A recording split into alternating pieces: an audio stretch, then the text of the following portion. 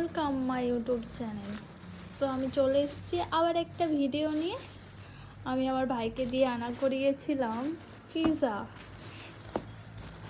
তো এটাই এখন আনবক্স করব।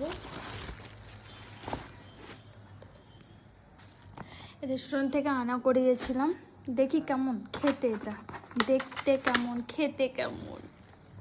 ওয়াও গাইস, কি সুন্দর চিকেনটা পড়ে গেছে। এটা চিকেন পিৎজা, ঠান্ডা হয়ে গেছে, কি জোসি লাগছে না দেখতে, খেতে। কোনো সস দেয়নি কেন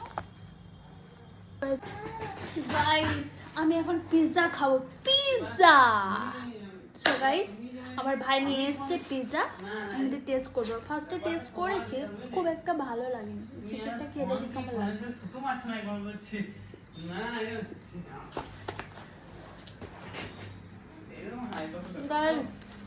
খেতেটা ভালো না, খুব বাজে মশলা দিয়েছে।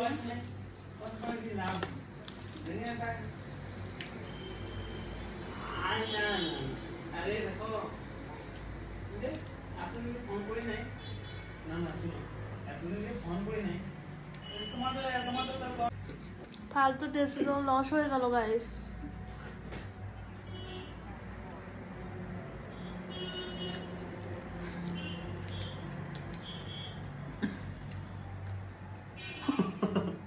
এত বিচ্ছা হবে, পচা খাবার দিয়েছে, পচা। ওদেরকে একটু দিয়ে দিবে গাইস।